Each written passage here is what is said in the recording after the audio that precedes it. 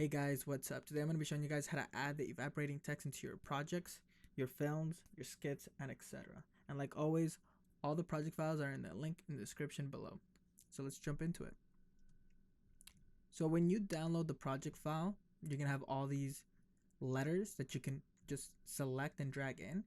And I've already exported them with the alpha background, so it's literally just drag and drop. So we're going to create the words hi, so we can just drag in the word H and then drag in the word I,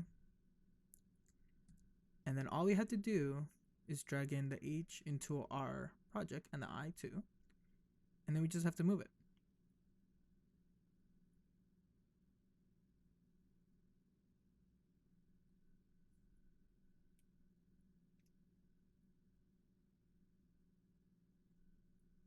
And that's pretty much it.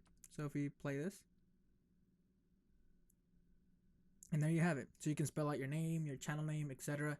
And it has an alpha background.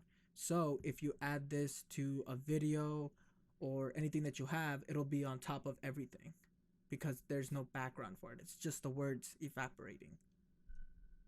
So if you liked it, hit that like button. If you disliked it, hit that dislike button. Sub for more. And I'm out. GG.